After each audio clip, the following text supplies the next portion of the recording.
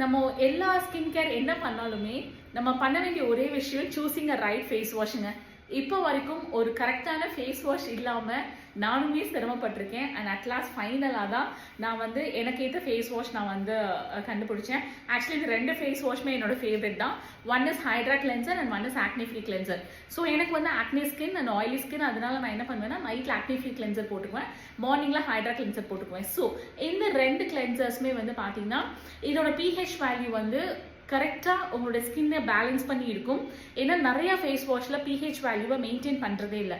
And இதில் வந்து எந்த விதமான சல்ஃபேட்ஸ் கிடையாது, எந்த விதமான சிலிகான்ஸ் கிடையாது, கலர்ஸ் கிடையாது, ப்ரிசர்வேட்டிவ்ஸ் கிடையாது, அண்ட் எந்த விதமான கெமிக்கல்ஸுமே கிடையாது.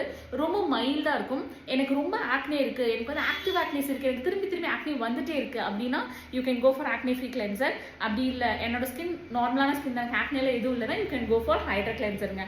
ஸோ 2 கிளென்சருமே உங்களோட ஸ்கின்னுக்கு ரொம்பவே ஹெல்ப் பண்ணும். அண்ட் ரெண்டுமே வந்து பார்த்தீங்கன்னா the perfect cleansers.